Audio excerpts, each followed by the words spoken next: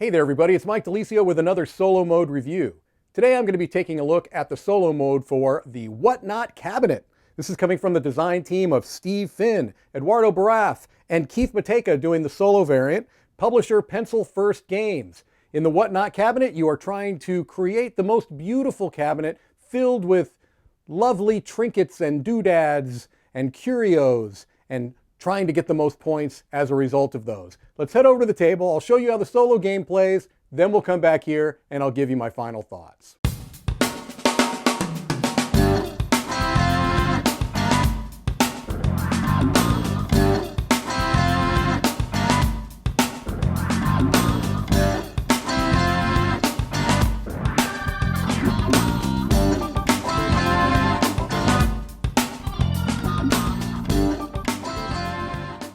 Okay, here we see the solo setup for the Whatnot cabinet, and in many ways it looks like a two-player setup right here, where I'd be playing the blue player, my rival is going to be playing in orange.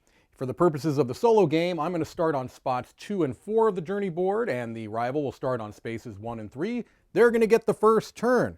The only aspect of this on the table that you see that is specific to the solo game is this deck of rival action cards. And so this is going to determine what your rival is going to do, but essentially your turns are going to play out very similarly.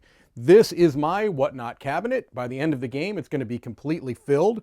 I will be choosing every time I choose a spot here with one of my pawns. I will be placing two curio tiles, either from the bag or from the outdoors, as it's called here, into my curio cabinet. So it's basically going to be 3 rounds long, because every round I'm going to be putting in 4 tiles, okay? And there are 12 total spaces. All right, so what are you going to do? Well, first of all, you're going to flip over the top card of the rival deck, and it's going to give you a couple of pieces of information. The first thing it's going to do is it's going to tell you which spot to take. In this case, it's saying the rival should go to spot number 5, okay? Which is right over here. If that spot had not been available, if that spot had not been available, you'll follow the arrow until you can find a valid spot, okay? And so this is going to be basically telling you what you're going to do there. And then you look at the bottom part and it says discard all red objects. Well, in this case, there are no red objects in the outdoors. So that's not something that you have to even consider at this point, because there are none there. Next thing you have to keep in mind is every time the rival's turn ends, you're going to take 1 tile from the bag and place it into the outdoors. And many times they would have been depleted, because if this had been out there beforehand, that would have been removed. It would have been discarded, okay? On your turn, you're going to do what you do in a normal game, which is go to one of the unoccupied spots on the journey board here. And what they're going to do, all of these spots are going to allow you to place 2 curio tiles into your cabinet.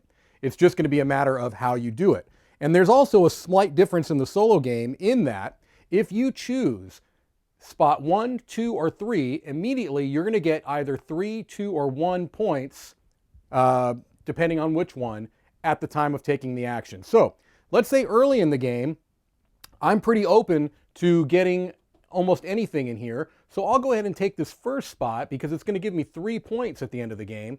And what the first spot tells me to do is to draw 3 tiles from the bag, keep 2, which are going to go into my cabinet, and discard 1.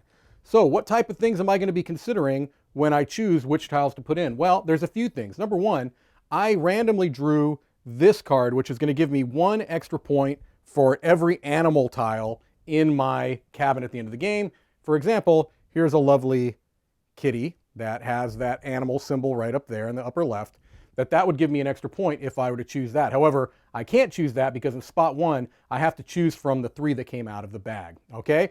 The other thing that I'm going to be looking at are these cards, which were randomly drawn at the beginning of the game. These are also kind of scoring objectives, 5 of the same color everywhere, 7 objects placed with no row and column completed, and they have a point value up there for when you complete it. If you can complete any of those and they're still face up, you can take that for end game points. So essentially what you're trying to do is gain scoring through the different types of colors and types of curios. So in columns, you're looking for, essentially, if you can, 4 of the same color.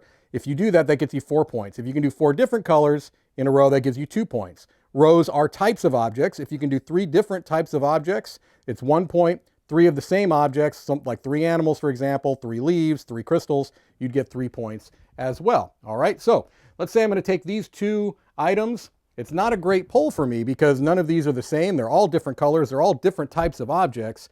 So let's say I was going to go for maybe the 3 different objects. I'll place this red one here. They don't have to even go in a row. I could put them anywhere I want. But let's say I do this, and this one gets discarded, okay? Then we flip over. This says go to rival position 3. Pardon me. I'm getting a glare there. I can't see if that's a 3 or a 5. 3, okay? And then discard green object. So it's going to go here, discard that green object. We put another one in there. Now that's a special tile. There's actually a couple of special tiles that I was going to show you. These are basically things that allow you to manipulate the tiles to an extent. This is just 1 point at the end of the game, and you draw a tile from the bag that you have to place. This is sweeping all of the tiles and then choosing tiles. So really quickly, the other spots. The first one I showed you, draw 3 tiles, keep 2, discard 1. The next one is draw 2 tiles, take 1, put the other into the outdoors, and then take any one from the outdoors. Add 1 tile to the outdoors, then take 2 tiles from the outdoors. Add 2 tiles to the outdoors, then take 2 tiles from the outdoors, discard all 4 tiles from the outdoors, add 4 more, and then take any 2. So the further you go down, the more kind of control you have towards the types of tiles you're going to get, the more information you may have. Here you're basically drawing completely blind out of the bag. So as you can see, that might be a little bit trickier to pull off. As soon as you complete rows or columns, you're either going to be putting the points that are appropriate. If it didn't score at all, let's say, for example, I had done this. Now it's not 3 the same or 3 different. That's blank. Oops, sorry. Let's do that. That's blank. If I've been able to get 4 colors in a row that are all the same, that's going to get me 4 points, that type of a thing. At the end of the game, you're going to add up all the points you've scored from your completed rows and columns for any of the animals, in my case here. You also get a point for any crown that shows up in your curio board, and then points that you may have gotten for these cards. The one other thing I needed to mention is at the end of rounds 1 and 2, any of the cards that were not claimed here, you have to choose 2 of them and flip them upside down. So let's say, for example, you're like, I don't think I'm going to get this one by the end of the game, and I don't think I'm going to get this one by the end of the game. You flip those down, and those 3 are still in play. At the end of the second round, you have to flip another 2 down. So you're trying to kind of race to get those as well. Okay, and then at the end of the game, once you've calculated your score, you can look at this score matrix, and it's going to give you an idea of how well you did. Perhaps you were a clumsy collector, or maybe a collectible connoisseur. Do you dare dream to be a relic fanatic? I don't, because I have not even gotten close. However, that is how you play the Whatnot cabinet solo in a nutshell. Let's head back over to the table, and I'll give you my final thoughts. Okay, hopefully that gives you a pretty good idea on how the solo game of the Whatnot cabinet plays.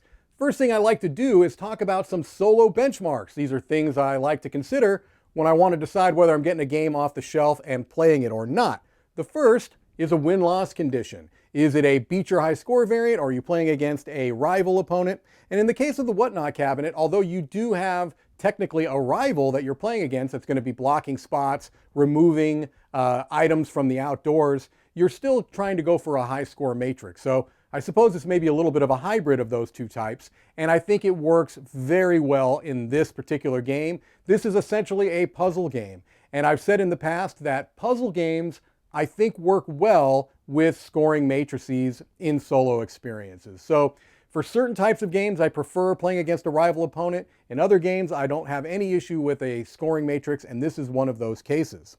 The setup and teardown is very, very reasonable for the amount of experience you get. It doesn't take long to set the game up. It doesn't take long to tear the game down. The only components that are specific to the solo variant, small deck of cards. So for the experience you get, the amount of setup and teardown is minimal at the most.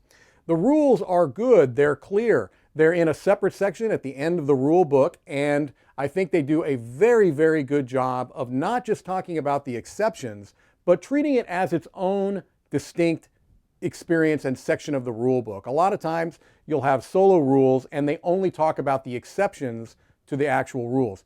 This goes a little bit further than that, gives you some illustrated examples, does a really good job of making it clear so that by the time you're playing, you feel confident that you understand how the solo game plays. So a nice job with the solo rules.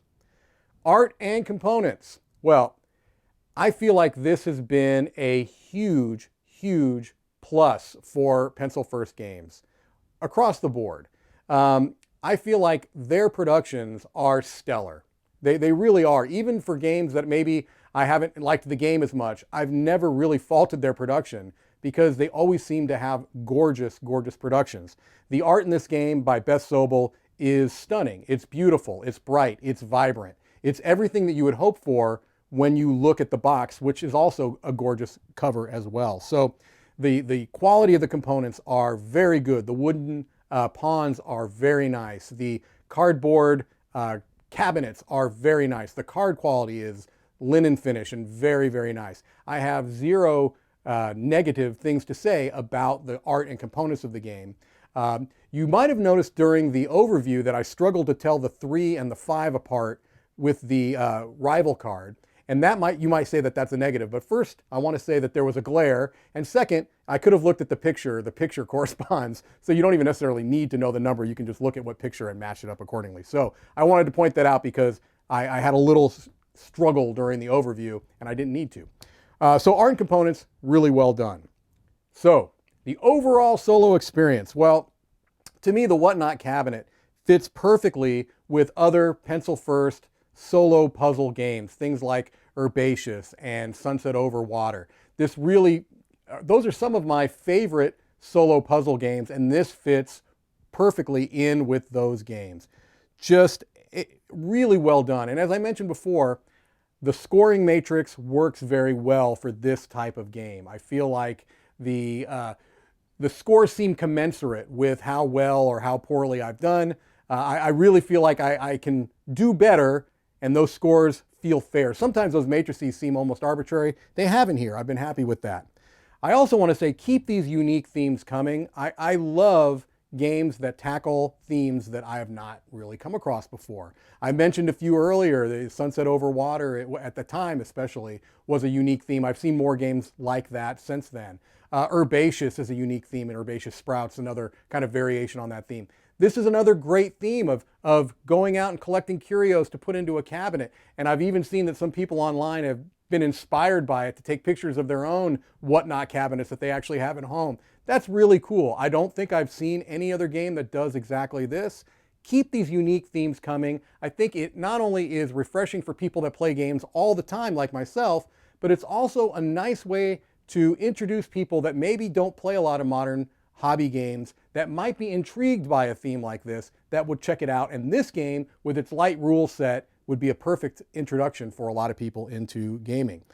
Also, a great weight and time of play to experience ratio. That's one of the things that I look for in a puzzle game. Are you getting a good experience for the amount of time it takes to play it and learn it? So really well done on all fronts. All of these things that I've talked about should kind of give you a little bit of a hint that I think that the solo variant of the Whatnot cabinet is excellent. And as such, I'm going to be giving it an 8.5 out of 10 and a seal of excellence. A really, really good game. If you've tried out other Pencil First games and liked them, I think this is another one that you can add to your check it out list. That's it for me. This is Mike DiLisio signing off from Dice Tower headquarters.